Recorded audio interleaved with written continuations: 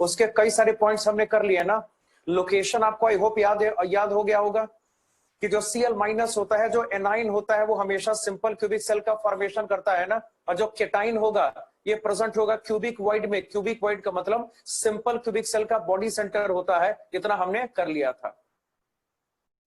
अब चलिए इसके पैकिंग फ्रैक्शन का डिस्कशन आपको करना है कि पैकिंग फ्रैक्शन इसका कैसे कैलकुलेट करना पॉसिबल हो सकता है भाई।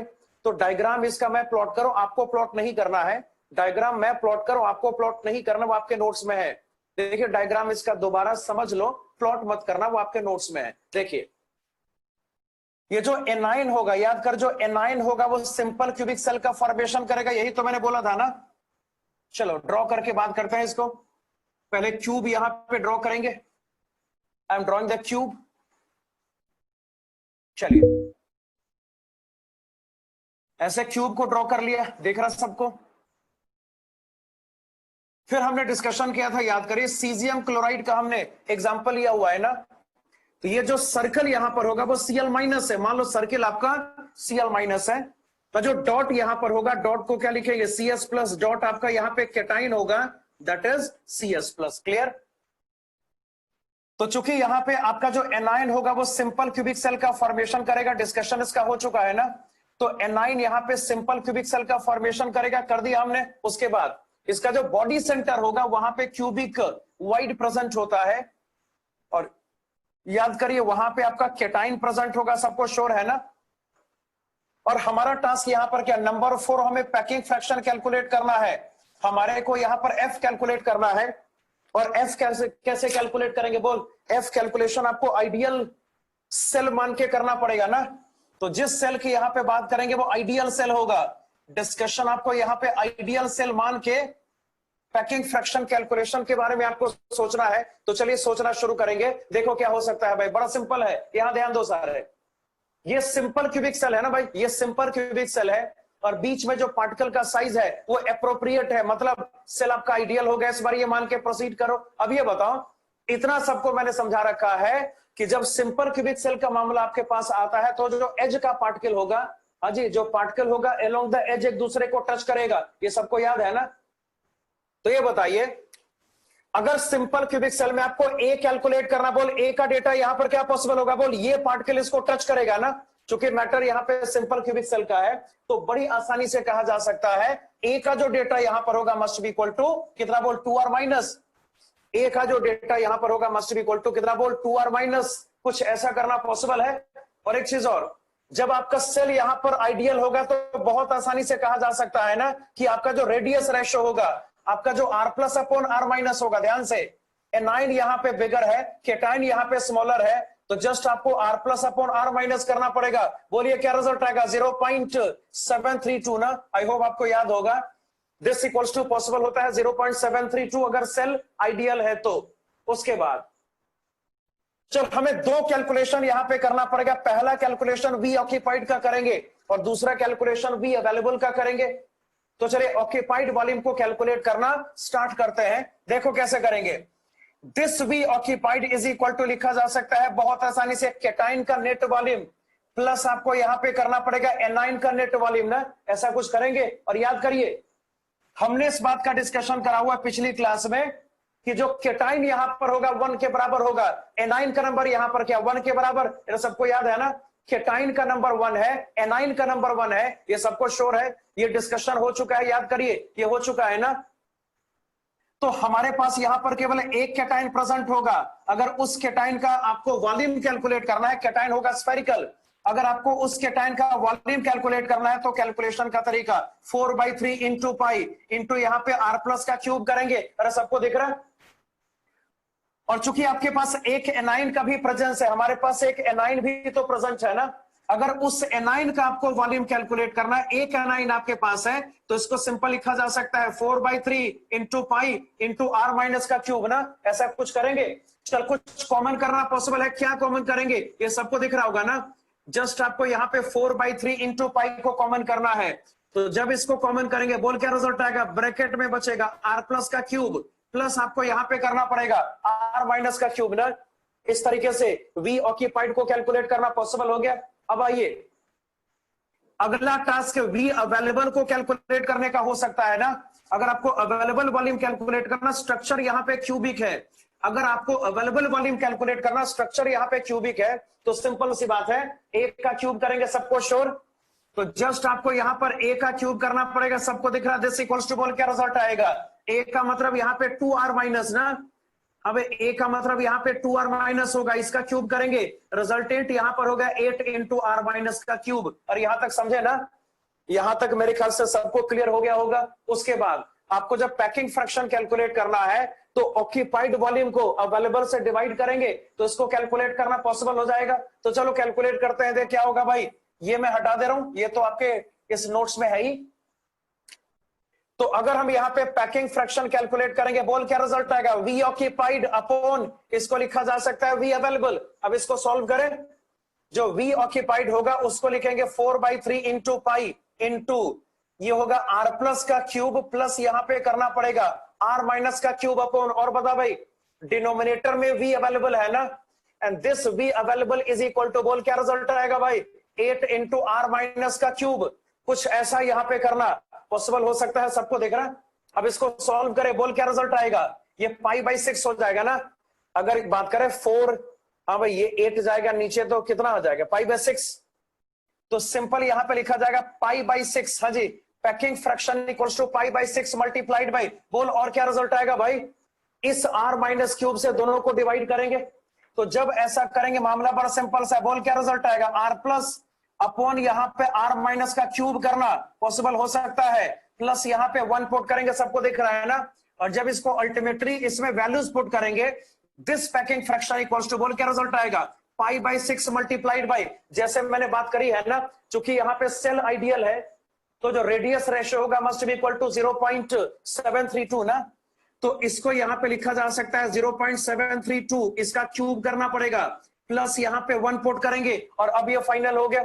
एग्जैक्ट वैल्यू आपको कैलकुलेट करना है ना, एग्जैक्ट वैल्यू आपको कैलकुलेट करना है। तो चलिए फाइनल हो गया, मैं एक बार इसको रिपीट करूंगा, ए इक्वल्स टू 2r माइनस होगा, क्योंकि मैटर यहाँ पे सिंपल क्यूबिक सेल का है, इसमें कोई शक नहीं।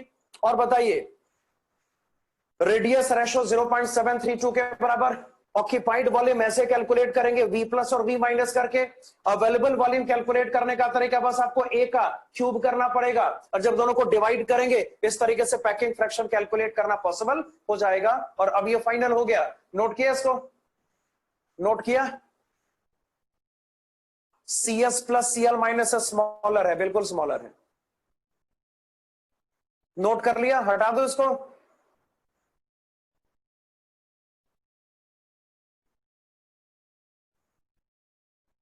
अब नोट कर लिया या स्क्रीनशॉट ले लो, स्क्रीनशॉट लेना आता है इसका, स्क्रीनशॉट ले लो ना, सबसे आसान, लिखने का झंझट खत्म हो जाएगा। सबने यस लिखा, हटा दो ना, थोड़ा आज मैं जल्दी में हूं भाई, सिलेबस थोड़ा कंप्लीट करना है। चलिए सबने लिख लिया ना, सबने यस बोल दिया, जिन्होंने नहीं लिखा वो स्क्रीनशॉट ले लेंगे, वो आसान पड़ेगा आपके लिए, मेहनत भी नहीं लगेगी। चलो ठीक,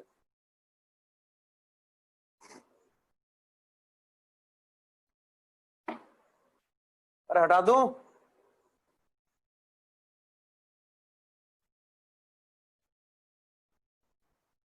चलो हो गया।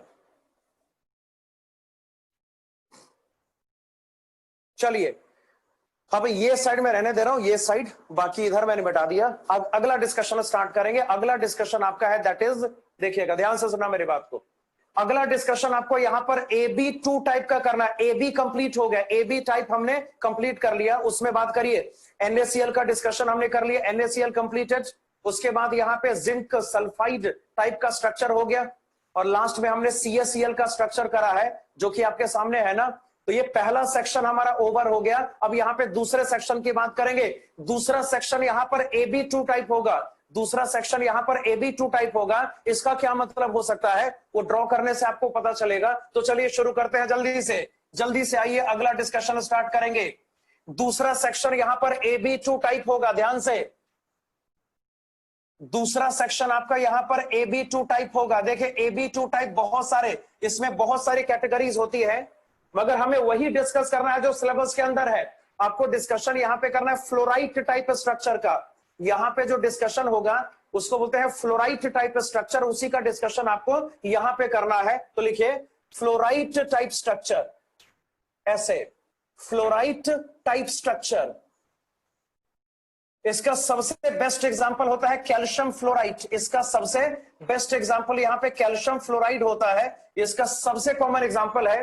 तो इसको लेके डिस्कशन आपको यहां पर आगे बढ़ाना है। और वही बात, लोकेशन आपको याद करना पड़ेगा। और एक फैक्चुअल बात मैं आपको बताऊं, देख Ca2+ और F- में जो केटाइन का साइज होता है ना, वो एनाइन के रेस्पेक्ट में ग्रेटर होता है। तुम बताओ तो यहां पे लैटिस का फॉर्मेशन कौन करेगा और वाइड में कौन प्रेजेंट होगा, जल्दी बोल। अगर केटाइन यहां पर एनाइन के रेस्पेक्ट में बिगर है, अब भाई अगर केटाइन एनाइन के रेस्पेक्ट में बिगर है तो लैटिस का फॉर्मेशन कौन करेगा, केटाइन। याद कर, जो बिगर पार्टिकल होता है वो लैटिस का फॉर्मेशन करता है ना, और जो स्मॉलर पार्टिकल होगा वो आपके वाइड में प्रेजेंट होगा। ये सबको याद है। तो मतलब यहां पर F- आपके वाइड में प्रेजेंट होगा, और जो Ca2+ होगा वो लैटिस पॉइंट पर होगा, वो लैटिस पार्टिकल्स होगा, ऐसा बोला जा सकता है, वो लैटिस का फॉर्मेशन करेगा। तो सबसे पहली बात यहां पे लोकेशन वाली है, जिसको हमें कंप्लीट करना पड़ेगा। लोकेशन आपको याद करना पड़ेगा, है ना, एक दो बार पढ़ लोगे याद हो जाएगा। लोकेशन आपको यहां पे याद करना पड़ेगा। चलो शुरुआत करेंगे केटाइन से, ध्यान से। आपको शुरुआत यहां पे केटाइन से करना है। केटाइन को लैटिस का फॉर्मेशन यहां पे करना है, याद रखिए। केटाइन FCC का फॉर्मेशन करता है। क्या करेगा ये, केटाइन फॉर्मेशन FCC का करेगा, इस बात का ध्यान आपको रखना है। और चलिए, ये जो एनाइन होगा, ध्यान से, ये जो एनाइन होगा that is present in the tetrahedral wides, इसको आपको याद करना पड़ेगा। केटाइन आपका जो है वो FCC का फॉर्मेशन यहां पे करता है, और जो एनाइन होगा वो करस्पॉन्डिंग टेट्राहेड्रल वाइड्स में प्रेजेंट होता है। कहने का मतलब कुछ ऐसा है। अब इसके डायग्राम को प्लॉट करेंगे तो शायद आपको याद होगा, टी वाइड का लोकेशन याद है, बोल। टी वाइड का लोकेशन आपको याद होगा FCC में ऑन द बॉडी डायगोनल, अरे याद है, लिख के बता। टी वाइड का लोकेशन FCC में सबको याद हो गया ना, ऑन द बॉडी डायगोनल, सबको याद है। तो चलिए बात करेंगे, देखना क्या हो सकता है भाई। डायग्राम प्लॉट करते हैं, फिर बात करते हैं। यहां देख सारे, यहां ध्यान से देखो, साथ में नोट भी करते रहो, साथ में नोट भी करते रहो भाई।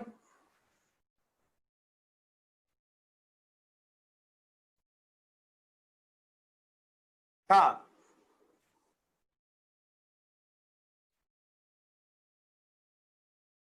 चल, ये आपका क्यूबिक स्ट्रक्चर हो गया, सबको दिख रहा है। और यहां पे वही बात करेंगे, जो आपका यहां पे सर्कल होगा वो लैटिस पार्टिकल होगा। लैटिस पार्टिकल यहां पे केटाइन है, तो Ca2+। एग्जांपल यहां पे हमने कैल्शियम फ्लोराइड का लिया है। और जो यहां पे डॉट होगा वो F- का रिप्रेजेंटेशन होगा, ये मान के चलिए। डॉट यहां पर F- का रिप्रेजेंटेशन होगा, इस बात को मान के प्रोसीड करना है। बोल क्या, Ca2+ FCC का फॉर्मेशन करेगा। बात पहले से स्पष्ट है ना, मतलब आपका जो Ca2+ होगा वो कॉर्नर पे प्रेजेंट होगा, और वो फेस के सेंटर पे भी प्रेजेंट होगा ना। तो चलिए बात करेंगे, देखना क्या होगा। चलो Ca2+ को सारे कॉर्नर पे पुट कर भाई, सारे कॉर्नर पे आपको Ca2+ को पुट करना पड़ेगा along with the face centres. तो चलिए पहले तो यहां पे कॉर्नर को ऑक्यूपाई कर लें, उसके बाद चल Ca2+ यहां पे प्रेजेंट होगा फेस सेंटर पे, यहां पे ड्रॉ करेंगे। यहां पे ड्रॉ करना पॉसिबल होगा, यहां पे ड्रॉ करेंगे, सबको दिख रहा है। फ्रंटल फेस का सेंटर ये रहेगा, रियर फेस का सेंटर ये होगा, और अब ये हो गया फाइनल। अब बताइए, आपको यहां पे टी वाइड के बारे में सोचना पड़ेगा। टी वाइड का लोकेशन मैं आपको समझा चुका हूं ना, कि ये प्रेजेंट होता है बॉडी डायगोनल पे, सबको याद है। ये प्रेजेंट कहां पर होगा, बोल, बॉडी डायगोनल पर होगा। तो चलिए ड्रॉ करते हैं, ध्यान से देखो इधर, ऐसे ड्रॉ करेंगे। और बताइए, ये फ्रंटल कॉर्नर है और ये रियर कॉर्नर है, अटैच कर दो, इट्स अ बॉडी डायगोनल। और इसको दिखाने में थोड़ी सी दिक्कत होगी, फिर भी चल मैं जबरदस्ती दिखा दे रहा हूं। ये ऐसा, ये अगला बॉडी डायगोनल सबको दिखाई दे रहा। अब बताइए, ये body centre, this is our body centre. बोल भाई, डॉट्स कहां कहां प्रेजेंट होगा, सबको आइडिया है। टी वाइड का लोकेशन सबको याद है, ईमानदारी से बोल। टी वाइड का लोकेशन आपको याद है ना, ये बॉडी डायगोनल पे प्रेजेंट होता है। इसका डिस्टेंस कॉर्नर के रेस्पेक्ट में √3a/4 होता है। ये हमने करा हुआ है, अरे हमने करा हुआ है ना। तो आइए बात करेंगे, आगे प्रोसीड करेंगे, देखो क्या होगा। मतलब सिंपल है, आपका जो एनाइन होगा वो यहां पे प्रेजेंट होगा, बोला जा सकता है ना। याद कर, यहां पे प्रेजेंट होगा, तो यहां पर भी प्रेजेंट होगा। देख, यहां पे अल्टरनेट नहीं है, याद करिए। एक डिस्कशन में अल्टरनेट था ना, जिंक सल्फाइड में, घर पे नोट्स को रिवाइज किया था। एक केस में अल्टरनेशन की बात थी ना, यहां पे अल्टरनेशन नहीं है, यहां पे जितना सारा टी वाइड प्रेजेंट होगा सबका सब एफ माइनस से ऑक्यूपाइड होगा। तो आइए, ये तो हो गया। और बता, टी वाइड यहां पे प्रेजेंट होता है, याद कर भाई, यहां पे होगा ना इस बॉडी डायगोनल पे, तो यहां पे एफ माइनस को ड्रॉ करेंगे। एफ माइनस को यहां पे ड्रॉ करना पॉसिबल होगा, बोला जा सकता है ऐसा ना। और बता, एफ माइनस को यहां पे ड्रॉ करेंगे, एफ माइनस को यहां पे प्लॉट करेंगे, श्योर है। और बता, एफ माइनस को इस डायगोनल पे प्लॉट करेंगे, उसको यहां पे प्लॉट करना पड़ेगा, सबको क्लियर है ना। तो इस तरीके से यहां पे हमने सारी बातें नोट कर ली है। अब ये फिनिश हो गया। तो ये लोकेशन आपको थोड़ा सा याद करना पड़ेगा, लोकेशन में, है ना। अगर लोकेशन आपको मालूम है तो बाकी सारा कैलकुलेशन बहुत आसानी से किया जा सकता है, ठीक है ना। और आइए आगे बढ़ते हैं। नंबर 2, दूसरा डिस्कशन यहां पे स्टार्ट करेंगे। दूसरा डिस्कशन यहां पर होगा जेड को कैलकुलेट करने का ना। याद करिए, जेड का मतलब नंबर ऑफ मॉलिक्यूल्स पर यूनिट सेल होता है, सबको याद है। ये मॉलिक्यूल्स का नंबर होगा पर यूनिट सेल। मुझे बताओगे? चलो मुझे बता, Ca2+ का नंबर यहां पर क्या होगा, कोई बता सकता है? बता तो। 4 ना, Ca2+ का नंबर 4 होगा। हमें जो एफसीसी का फॉर्मेशन करेगा वो शर्तिया 4 होगा, इसमें कोई शक की बात नहीं। और आइए, अगर यहां पर F माइनस का नंबर कैलकुलेट करेंगे, बोल क्या रिजल्ट आएगा? याद करिए, अगर आपका लेटिस पार्टिकल 4 है तो जो टी वाइड का नंबर होगा वो 8 हो जाएगा, और जो ऑक्टाहेड्रल वाइड का नंबर होगा 4 हो जाएगा। याद है, मैंने बोला था ना कि जो ऑक्टाहेड्रल वाइड का नंबर होता है वो Z के बराबर होता है, और टी वाइड क्या होगा इसका डबल, 2Z। तो बताइए, F माइनस टोटल यहां पर 8 है, सबको दिखाई दे रहा है, सबका कंट्रीब्यूशन यहां पे 1 के बराबर होगा ना। मतलब बहुत आसानी से कहा जा सकता है आपका जो F माइनस का यहां पे करस्पॉन्डिंग नंबर होगा वो 8 हो जाएगा। और सोच, मतलब सिंपल है, आपके एक सेल में 4 Ca2+ के कैटाइन प्रेजेंट है और यहां पर 8 F माइनस प्रेजेंट है, बोला जा सकता है ना। अगर इसको कंबाइन करेंगे, देख हमें कैल्शियम फ्लोराइड के मॉलिक्यूल्स का पता करना है ना, अगर इसको बैलेंस करेंगे क्या रिजल्ट आएगा? 4। मतलब यहां पे साबित होता है कि पर यूनिट सेल जो आपका यहां पे मॉलिक्यूल्स का टोटल नंबर होगा ये कितना हो जाएगा? 4। 4 कैल्शियम फ्लोराइड का मॉलिक्यूल यहां पे 1 सेल में प्रेजेंट होगा, ऐसा बोल सकते हैं ना। मतलब ऑब्वियस सी बात है, अगर यहां पे Z को कैलकुलेट करेंगे आंसर इक्वल्स टू 4 हो जाएगा। और अब ये फाइनल हो गया, ये नंबर 2 रहा। नंबर 3, थोड़ा ध्यान से, कोऑर्डिनेशन नंबर कैलकुलेट करना है कैटायन और एनायन का। तो चलिए पहले कैटायन का ही कैलकुलेट करेंगे, देखना क्या होगा। बता भाई, कुछ याद कर। कैटायन का एनायन का नंबर से कैलकुलेट होता है, जिसको टच कर रहा होता है ना। कैटायन का एनायन के नंबर से कैलकुलेट होता है जो उसको टच कर रहा होता है। कैटायन यहां पे लैटिस का फॉर्मेशन कर रहा, ध्यान से, कैटायन यहां पे लैटिस का फॉर्मेशन कर रहा है ना। अब ध्यान से देख मैं क्या बोल रहा हूं, यहां देख सारे, किसी एक कैटायन को रेफरेंस मानो। अब ये किसको टच करेगा? इस एनाइन को टच करेगा ना। ये जो कैटायन होगा इस एनाइन को टच करेगा, and this is present on the body diagonal. हाँ जी, this is present on the body diagonal. Obvious सी बात है, हमने पढ़ा हुआ है कि अगर बॉडी डायगोनल पे प्रोसीड करेंगे तो इक्वल डिस्टेंस पे जो पार्टिकल्स का नंबर होगा वो हमेशा 8 के बराबर होगा ना। अब यहां पे 4 कैसे होगा? 4 जिंक सल्फाइड वाले केस में था ना, जहां पे अल्टरनेशन था। याद करिए, जहां पर अल्टरनेशन था ना, एक छोड़ के था। मगर यहां पर ऐसा कोई केस नहीं है, जितना सारा यहां पे टी वाइड है सबका सब ऑक्यूपाइड है। जितना सारा टेट्राहेड्रल वाइड आपके सिस्टम में प्रेजेंट है वो सबका सब ऑक्यूपाइड है। मतलब सिंपल है, इसको अगर ये कैटाइन टच करता है, सॉरी इस कैटाइन को अगर ये एनाइन टच करता है ना, तो ऐसे पार्टिकल्स का जो नेट नंबर होगा वो 8 के बराबर हो जाएगा। कितना हो जाएगा? 8। बॉडी डायगोनल पे 8 होता है, मैंने बता रखा है। तो अगर यहां पे Ca2+ का नंबर कैलकुलेट करेंगे, बोल क्या रिजल्ट आएगा? 8। सॉरी, कोऑर्डिनेशन नंबर कैलकुलेट करेंगे, क्या रिजल्ट आएगा? 8 ना। ये कोऑर्डिनेशन नंबर है, नंबर नहीं है ये। और बताइए, अगर F माइनस का नंबर कोऑर्डिनेशन नंबर कैलकुलेट करेंगे, बोल क्या लगता है भाई, क्या रिजल्ट आएगा? 4 ना। जो चीज टी वाइड में प्रेजेंट है, याद करिए, जो आपका पार्टिकल टी वाइड में प्रेजेंट होगा वो अदर 4 पार्टिकल्स को टच करेगा। सबको याद है, ये डिस्कशन किया था ना कि जो टी वाइड का पार्टिकल होता है उसका कोऑर्डिनेशन नंबर हमेशा और हमेशा 4 होता है। तो F माइनस का जो कोऑर्डिनेशन नंबर यहां पर होगा मस्ट बी इक्वल टू 4। जल्दी नोट करना, इसको थोड़ा जल्दी करना है। चलो जल्दी नोट करो, मैं एक बार रिवाइज कर दूं जल्दी से। बताइए, लोकेशन याद हो गया? कैटाइन एफसीसी का फॉर्मेशन करेगा और एनाइन आपके टेट्राहेड्रल वाइड में प्रेजेंट होगा, सबको श्योर है। डायग्राम इसका ऐसे प्लॉट करेंगे, इसमें कोई शक नहीं। अरे डायग्राम सबको श्योर है ना? डायग्राम ऐसे ड्रॉ करेंगे और बताइए नंबर्स कैलकुलेट करना आ गया। Ca2+ यहां पर FCC का फॉर्मेशन करता है, इसका नंबर शर्तिया 4 होगा, और जो F- है वो सारे T वाइड में प्रेजेंट है। कहां पर है वो सारे T वाइड में प्रेजेंट है, उसका नंबर 8 आएगा। मतलब कि Z यहां पर क्या 4, Z यहां पे 4 के बराबर, सबको श्योर ना। और ये समझे कोऑर्डिनेशन, हमारी ईमानदारी से बोल, Ca2+ का 8 कैसे हो गया बता तो। जो Ca2+ को टच करने वाला एनायन है वो बॉडी डायगोनल पे है ना, और अगर कोई बॉडी डायगोनल पे पार्टिकल प्रेजेंट होता है उसका नंबर हमेशा कितना होगा बोल, 8 के बराबर होगा। ये ट्रिक हमने डिस्कस करा हुआ है, इसको जल्दी नोट करना भाई। हो गया, थोड़ा जल्दी करो, थोड़ा जल्दी करो, है ना।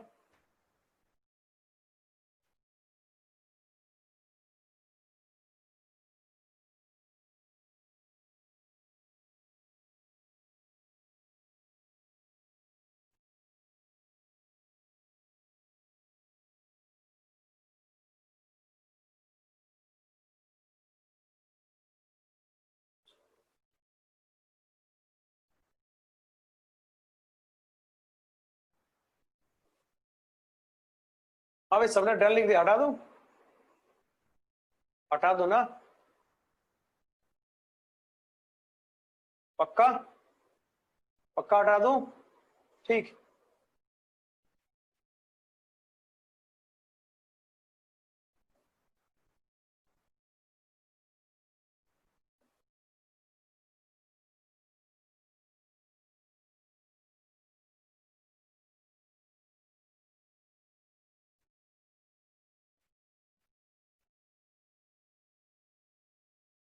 चलो हटा दे रहा हूं।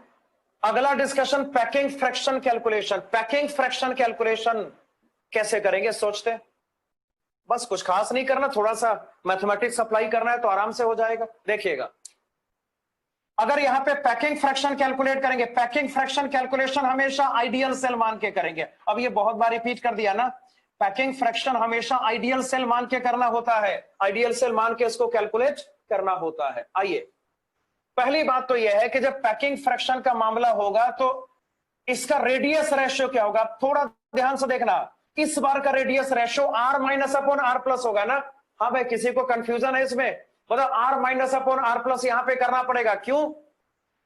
हमें पैकिंग फ्रैक्शन, सॉरी, ये अगर रेडियस रेशियो आपको कैलकुलेट करना है, रेडियस रेशियो कैलकुलेट करने का तरीका क्या, स्मॉलर बाई बिगर रेडियस। सबको याद है ना, एनाइन स्मॉलर है तब ना उसको वाइड में डाल दिया। तो भी ऐसी बात है, देख यहां पर क्या होगा, इसका डेटा क्या बोल, ये हो जाएगा 0.225 ना, चूंकि टेट्राहेड्रल वाइड में ऑक्यूपेशन है, चूंकि टी वाइड में यहां पर आपका एनाइन का ऑक्यूपेशन है, इसको लिखा जा सकता है बड़ी आसानी से 0.225। ये क्या होगा 0.225, क्लियर है। अब बताइए, ध्यान से देखिए, दूसरी बात है, यहां पर ए को अगर कैलकुलेट करने की कोशिश करेंगे, फिर से वही बात आ गई। देख, अगर ये आइडियल सेल होगा, याद करिए, अगर ये आइडियल सेल होगा तो केटाइन का साइज रिक्वायरमेंट के हिसाब से होगा ना, याद करिए।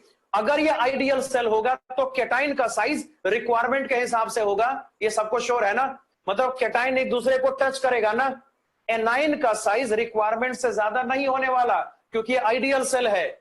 तो केटाइंस एक दूसरे को टच करेंगे, लैटिस पार्टिकल यहां पे टच करने की हालत में होंगे। चूंकि एफसीसी का मामला है तो टच यहां पर इसके अलोंग में होगा, बोला जा सकता है ना। और आप याद करिए, ये कितना था बता तो, ये जो डिस्टेंस होगा वो √2 इंटू ए के बराबर होगा। ये कई बार हो चुका है ना।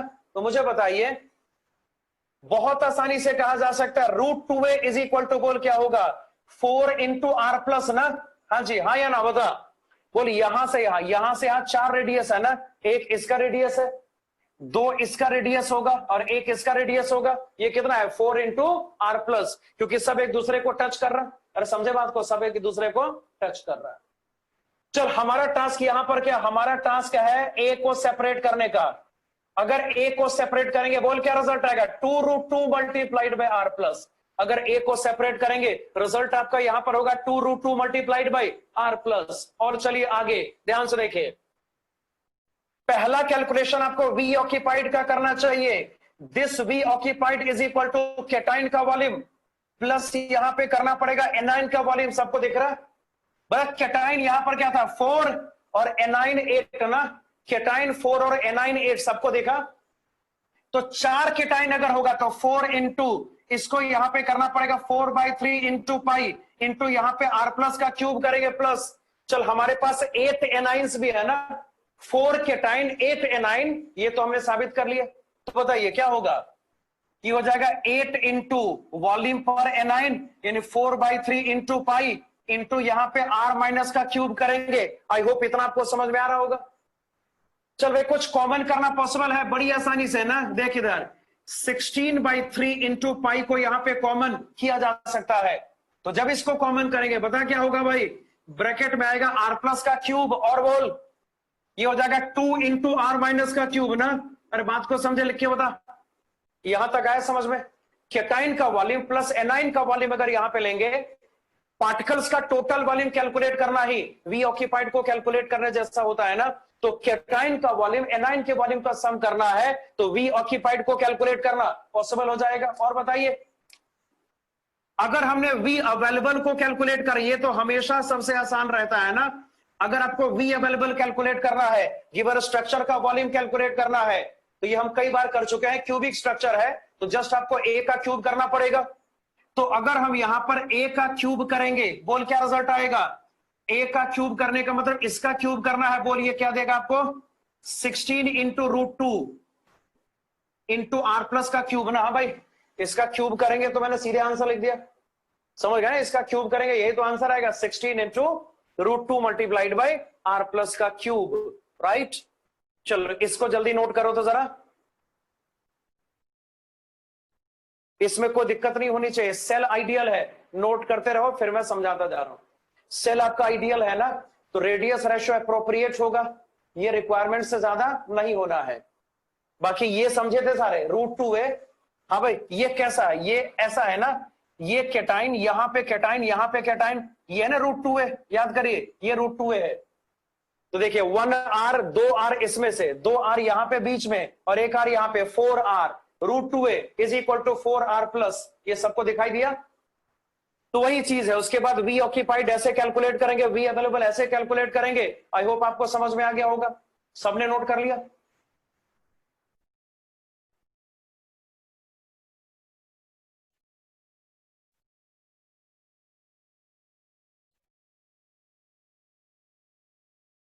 कैसे इतना जल्दी नोट कर लिया, स्क्रीनशॉट से क्या, कैसे नोट किया बता, कैसे नोट किया इतना जल्दी।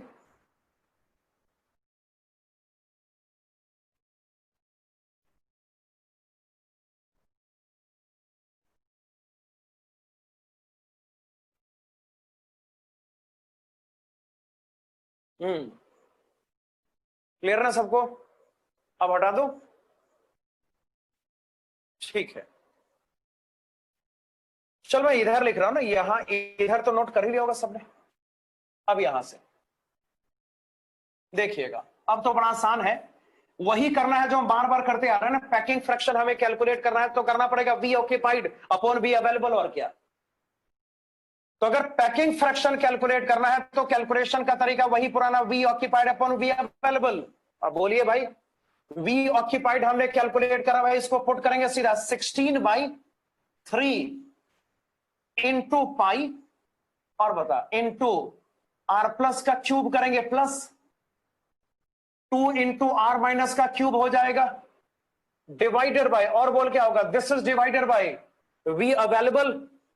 वी अवेलेबल को यहां पे सिंपल लिखा जा सकता है 16 इंटू √2 इंटू यहां पे आर प्लस का क्यूब करेंगे, सबको दिखाई दे रहा।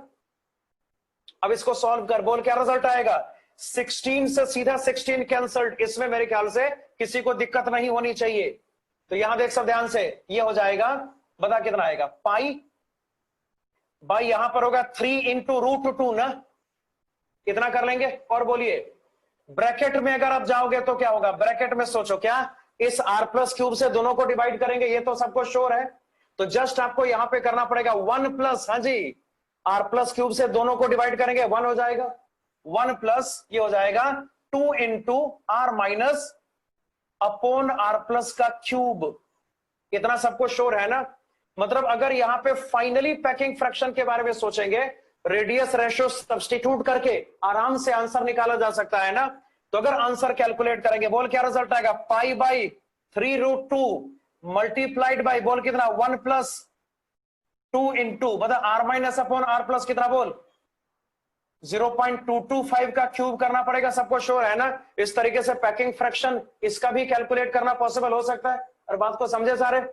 तो भाई यहां तक अगर आपको समझ में आ रहा तो ये तो बहुत आसान है ना। अगर यहां तक क्लियर है तो ये तो बहुत आसान है। वी ऑक्यूपाइड कैलकुलेट कर रही है, वी अवेलेबल कैलकुलेट कर रहे हैं, डिवाइड तो करना, डिवाइड करोगे आराम से पैकिंग फ्रैक्शन कैलकुलेट करना पॉसिबल हो जाएगा। और अब ये कंप्लीटेड हो गया, क्लियर ना। दिस इज कंप्लीटेड, इसको जल्दी नोट करिए। उसके बाद अगला सेक्शन आपको स्टार्ट करना पड़ेगा A to B type. A B to finish हो गया, अब बारी ए टू बी की है।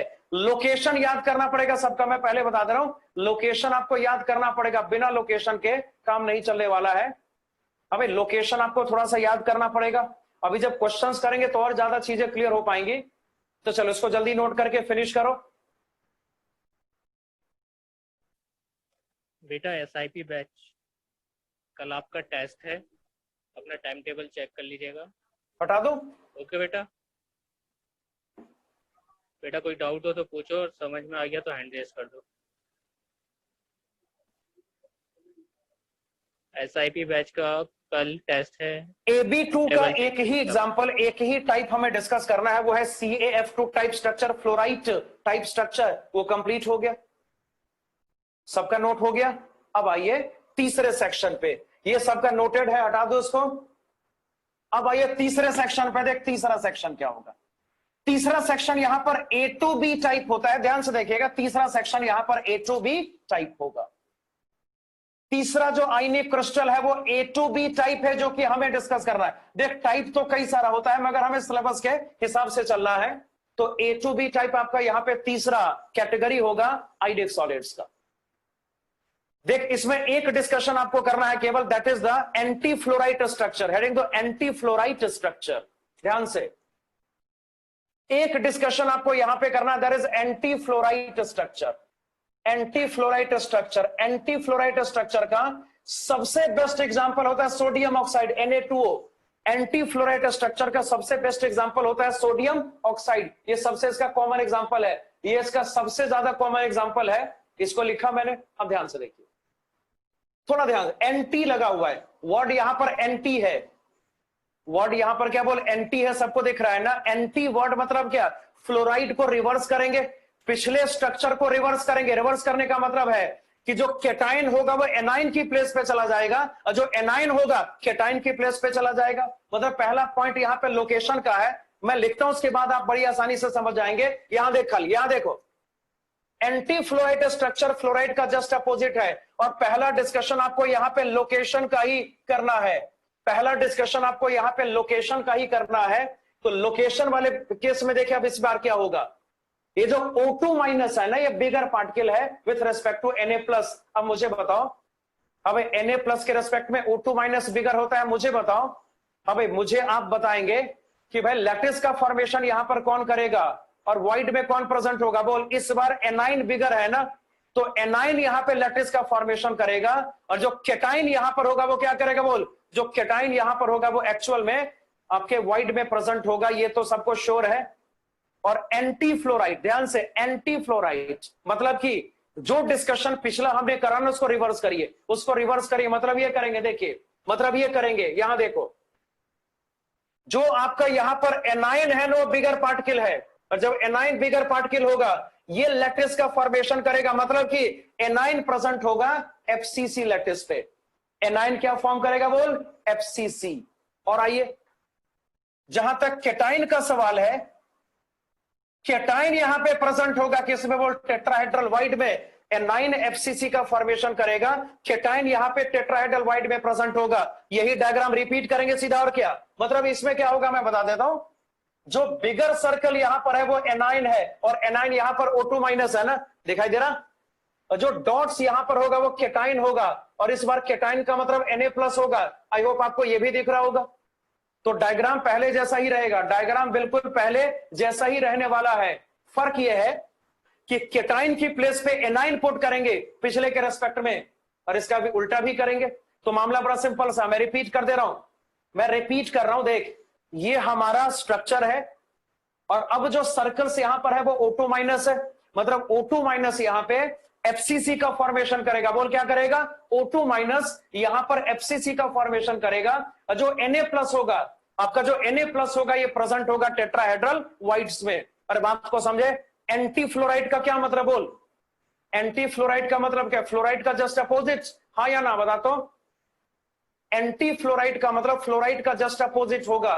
केटाइन के बदले एनाइन पुट करना है और एनाइन के बदले केटाइन पुट करेंगे और मामला क्लियर हो जाएगा।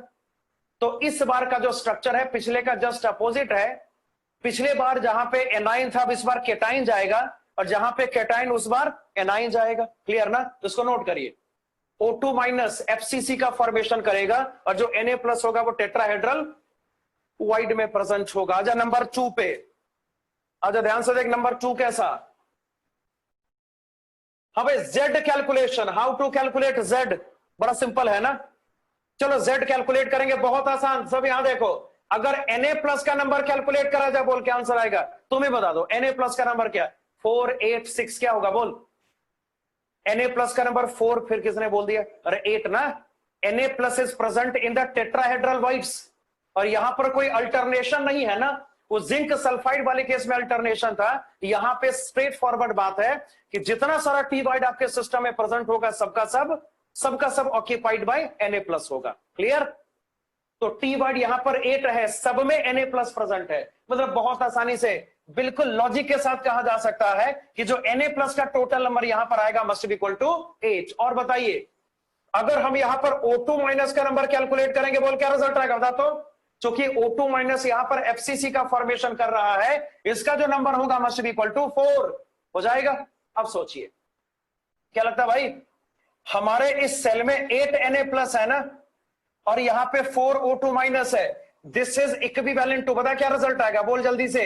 आपको सोडियम ऑक्साइड के बारे में सोचना है, बैलेंस करेंगे। 4 Na2 आपको सोचना पड़ेगा ना। These are equivalent to 4 sodium oxide molecules. मतलब बहुत आसानी से इस बात का प्रेडिक्शन करना पॉसिबल है, बहुत आसानी से इस बात का प्रेडिक्शन करना पॉसिबल है ना, कि जो नंबर ऑफ मॉलिक्यूल्स यहां पे पर यूनिट सेल होगा ये 4 के बराबर हो जाएगा। We have Z equals to 4। दिख रहा सबको ना?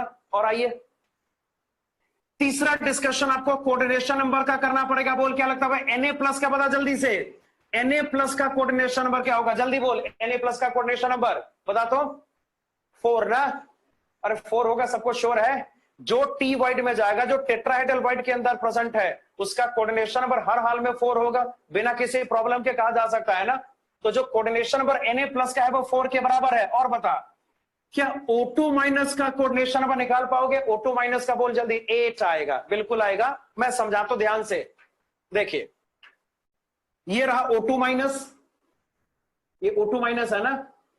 इसको जो केटाइन टच करेगा वही काउंट करेंगे। ये बात मैं बार बार रिपीट कर चुका हूं, ये बात मैं बार बार रिपीट कर चुका हूं ना, कि आयनिक सॉलिड में कोऑर्डिनेशन नंबर का मतलब थोड़ा सा डिफरेंट हो जाता है।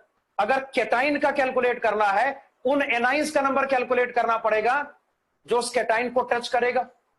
अगर एनाइन का कैलकुलेट करना है, उन केटाइंस का नंबर कैलकुलेट करना पड़ेगा जो कि उसको टच करेगा। सबको याद है अपोजिट वैल्यू को काउंट करते हैं ना। तो सोच, अगर इस एनाइन का कोऑर्डिनेशन नंबर आपको कैलकुलेट करना है तो कैसे करेंगे? उन केटाइंस को ढूंढेंगे जो इसको टच कर रहा होगा ना, और इसको तो यही टच कर रहा है ना। अरे यही बॉडी डायगोनल पे यही टच करेगा इसको ना। याद करिए, टी-वाइड जो बनेगा वो इसको लेके ही बनेगा, इसको याद है सबको? तो मतलब यहां पे इस तरीके से, हाँ भाई याद कर, ये और ये मिलकर टी-वाइड का फॉर्मेशन करता है जहां पर एक केटाइन प्रेजेंट होगा। तो मतलब कि ये जो आपका एनाइन होगा इस केटाइन से टच में होगा, केटाइन प्रेजेंट है बॉडी डायगोनल पे, इसका जो नंबर आएगा मस्ट बी इक्वल टू 8। तो O2 माइनस का जो कोऑर्डिनेशन नंबर होगा वो 8 के बराबर होगा। देखिए नंबर नहीं है, कोऑर्डिनेशन नंबर है। ये नंबर है और ये कोऑर्डिनेशन नंबर है, आपको दोनों में कंफ्यूज नहीं होना है। ऊपर वाला नंबर है, नीचे वाला कोऑर्डिनेशन नंबर है। Number 4 packing fraction. Packing fraction आपको आइडियल सेल मान के करना पड़ेगा। बात तो मैं कई बार रिपीट कर चुका, आइडियल सेल मान के इसको करना पड़ेगा। मुझे बताइए, अगर आपका सेल आइडियल होगा तो इस बार रेडियस रेशियो क्या होगा? R+/R- करेंगे। केटाइन स्मॉलर है, एनाइन बिगर है इस बार ना, इस बार रेशियो R+/R- होगा। पिछली बार R- R+ था। आपका जनरल फॉर्मूला होता है इसका स्मॉलर बाय बिगर रेडियस। तो बोलिए, चूंकि सेल आपका आइडियल होगा तो जो r plus upon r minus होगा इसको लिखा जा सकता है 0.225। ये सबको श्योर है? ये सबको श्योर है ना? और बताइए, ध्यान से देखिए, यहां से यहां का डिस्टेंस वही √2 है। और जैसे मैंने बात करी ना, ये ऐसा है, ये ऐसा है ना, ऐसा टच कर रहा है, याद कर, ऐसा टच कर रहा है ना, तो √2 है कितना होगा? 4 इंटू r माइनस। और इतना समझ में आता है ना, r r r और r, तो मतलब ये टच करेगा √2 equals to 4 into r minus. तो √2 इज इक्वल टू यहां पर होगा 4 इंटू r माइनस। ये समझ गए सारे? अब बता मुझे, this imply that a is equal to क्या? 2√2 ना, इंटू r माइनस, है ना? इस तरीके से पैकिंग फ्रैक्शन की शुरुआत करेंगे। और ये होमवर्क हो गया, इसको कैलकुलेट करके अगली क्लास में आना है। हाँ भाई, कैसे करेंगे कैलकुलेट? बोल, कैसे करेंगे? मैं कह रहा हूं कि जो पैकिंग फ्रैक्शन यहां पे निकलेगा वो बिल्कुल कैल्शियम फ्लोराइड वाले जैसे ही होगा ना, या नहीं होगा? बता। सेम एज कैल्शियम फ्लोराइड होगा, खाली थोड़ा सा ही फर्क है ना। चलिए, होमवर्क दे दिया मैंने, ये होमवर्क मैंने दे दिया, अगली क्लास में इसको करके आना। नहीं होगा तो डिस्कस कर लेंगे, ठीक है ना? नहीं होगा तो डिस्कस कर लेंगे, ओके? तो मामला सिंपल सा, ये रेडियस रेशियो है और ये बताया √2 है, 4 इंटू r माइनस होगा। तो जो a होगा 2√2 इंटू r माइनस। आपको v ऑक्यूपाइड कैलकुलेट करना है, आपको v अवेलेबल कैलकुलेट करना है ना? डिवाइड करेंगे तो बड़ी आसानी से पैकिंग फ्रैक्शन को कैलकुलेट करना पॉसिबल हो जाएगा। तो चलो इसको नोट कर लो, बाकी मैं इसको एक रिवाइज कर दे रहा हूं। ये एंटी फ्लोराइड है, मतलब जो कैल्शियम फ्लोराइड वाला स्ट्रक्चर होगा उसका ठीक रिवर्सल यहां पे करेंगे। उसका क्या करेंगे? वो ठीक यहां पे रिवर्सल करेंगे, सबको श्योर ना? इसको उल्टा करेंगे, बात को समझे ना? उसके बाद मतलब एनायन यहां पर एफसीसी पे प्रेजेंट होगा और जो केटाइन होगा वो सारे टेट्राहेड्रल वाइट पर होगा। डायग्राम आ गया।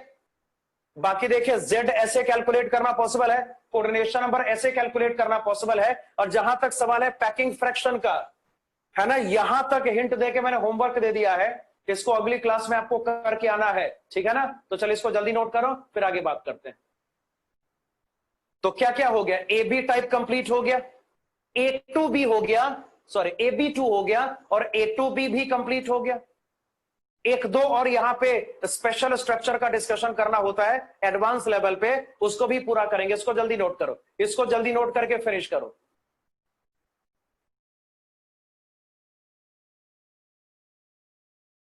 इसको जल्दी नोट करके फिनिश करो जरा, फिर बाकी बात करते हैं।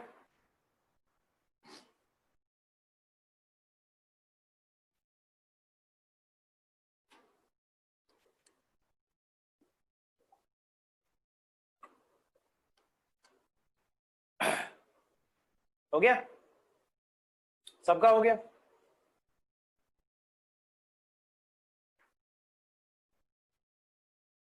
हटा दूं?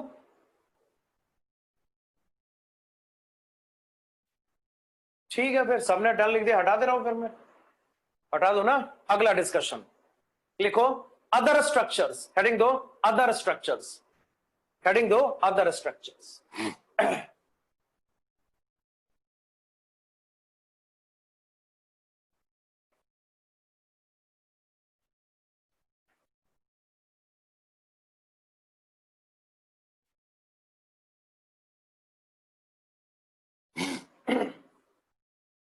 ध्यान से देखिए, देख अदर स्ट्रक्चर में आपको यहां पे दो डिस्कशन करना होता है एडवांस लेवल के लिए। देख अदर स्ट्रक्चर्स यहां पर क्या क्या होगा, बिल्कुल ध्यान से देखिएगा। अदर स्ट्रक्चर्स, आयनिक क्रिस्टल कंप्लीट हो गया, अब यहां पे अदर स्ट्रक्चर्स की बात करेंगे। देखना क्या होगा, ध्यान से देखिएगा।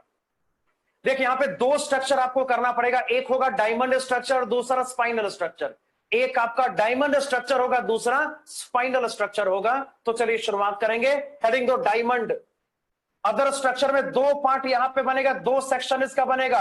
पहला सेक्शन होगा डायमंड का, आपको डायमंड का स्ट्रक्चर डिस्कस करना होता है, ये इंपॉर्टेंट हो सकता है। तो लिखिए डायमंड स्ट्रक्चर। देखो डायमंड का स्ट्रक्चर कैसा होगा, बड़ा सिंपल है। यहां देख सारे, यहां देखो, देख करना क्या है। अब ये कोई आयनिक सॉलिड तो है नहीं, और ये कोई आयनिक सॉलिड नहीं है ना, ये तो नॉर्मल कार्बन से बना हुआ कोवलेंट सॉलिड है। It's a covalent solid, yes sir no? बताता हूं, यहां पे केवल कार्बन एटम प्रेजेंट होता है ना भाई, केटाइन और एनाइन का चक्कर यहां पे बिल्कुल भी नहीं है। ये डायमंड स्ट्रक्चर की बात अब हम यहां पे करने जा रहे हैं। देखो ये क्या होता है, इसका ट्रिक याद रखो। आपको जिंक सल्फाइड का स्ट्रक्चर याद है? ये पिछली क्लास में हमने डिस्कस किया था ना कि जो एनाइन होगा वो एफसीसी का फॉर्मेशन करेगा। याद करिए, जो एनाइन होगा वो एफसीसी का फॉर्मेशन करेगा और जो केटाइन होगा अल्टरनेट टेट्राहेड्रल वाइड में प्रेजेंट होगा। केटाइन कहां पर होगा बोल? अल्टरनेट टेट्राहेड्रल वाइड में प्रेजेंट होगा। अब यहां पे ट्रिक ये है कि जिंक सल्फाइड का यूनिट सेल आपको लेना है। क्या लेना है? जिंक सल्फाइड का यूनिट सेल आपको लेना है और जहां जहां पे पार्टिकल प्रेजेंट है सबको हटाना है, उसके बदले कार्बन पुट कर देना है। ध्यान से चल मैं लिख के दिखा दो। देख लोकेशन इसका क्या होगा, डायमंड स्ट्रक्चर में लोकेशन इसका क्या होगा, ये ध्यान से देखिएगा। अगर लोकेशन की बात करेंगे, देखिए यहां पे सारे कार्बन ही है ना भाई। जब डायमंड स्ट्रक्चर होगा सबका सब यहां पे कार्बन ही होगा, इसमें कोई शक की बात नहीं। तो कार्बन यहां पर एफसीसी का फॉर्मेशन करेगा। कार्बन यहां पर क्या बोल? एफसीसी का फॉर्मेशन करेगा और कार्बन ही प्रेजेंट होगा अल्टरनेट टेट्राहेड्रल वाइड्स में। ध्यान से, कार्बन ही यहां पे प्रेजेंट होगा किसमें? तो अल्टरनेट टी वाइड्स में। ध्यान से देखिएगा, कार्बन यहां पर एफसीसी का फॉर्मेशन करता है और कार्बन ही अल्टरनेट टेट्राहेड्रल वाइड में प्रेजेंट होगा। अब देख एक बात तो यहां पे अगर थोड़ा सा सीरियसली चीजों को सोचो तो टी वाइड में यहां पे क्या कार्बन को डालना पॉसिबल होगा? बता तो लिख के। टी वाइड बड़ा छोटा होता है ना, उसमें कार्बन को पुट करना पॉसिबल होगा? लैटिस पार्टिकल को वाइड में तो नहीं डाला जा सकता ना, लैटिस पार्टिकल को वाइड में तो नहीं डाला जा सकता है ना। ये भी एक सही पॉइंट है, मगर किताब यही लिखता है, बुक्स यही लिखता है कि जो जिंक सल्फाइड का स्ट्रक्चर है ना, जो जिंक सल्फाइड का स्ट्रक्चर है उसको लीजिए, उसके सेल को लीजिए, जहां जहां पे एनाइन प्रेजेंट है निकाल दीजिए, जहां जहां पे केटाइन प्रेजेंट है निकाल दीजिए और उसके बदले कार्बन को पुट करिए, तो इसका यूनिट सेल, डायमंड का जो यूनिट सेल होगा वो क्रिएट हो जाएगा।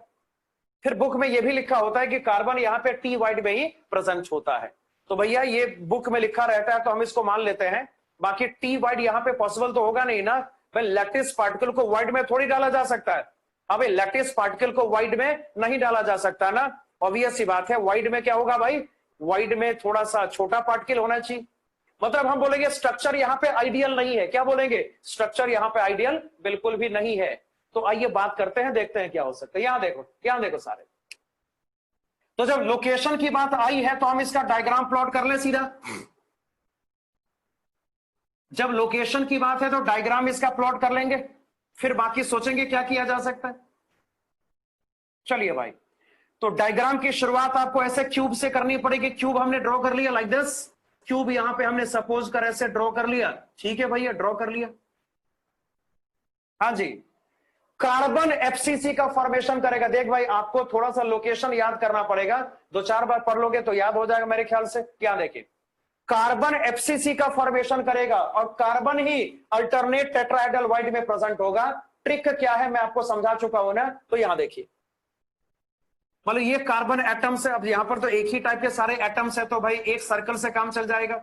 ऐसे सर्कल बनाओ, ये सारे कार्बन के एटम्स है जो कि एफसीसी का फॉर्मेशन करेंगे। तो एफसीसी कैसे फॉर्म करेंगे? अभी बहुत बार हो चुका है। चल, यहां पे पार्टिकल प्रेजेंट होगा, फ्रंटल फेस के सेंटर पे यहां पे पार्टिकल प्रेजेंट होगा, रियर फेस के सेंटर पे यहां पे पार्टिकल प्रेजेंट होगा। हो गया फाइनल। लेकिन आपको यहां पे अब टी वाइड के बारे में सोचना है, वो भी अल्टरनेट के बारे में सोचना है ना। याद है अल्टरनेट का मतलब? बता दो, अल्टरनेट का मतलब क्या? एक छोड़ के। याद करिए, अल्टरनेट का मतलब क्या होगा? एक छोड़ के ना। अरे याद है, अल्टरनेट का मतलब एक छोड़ के होता है।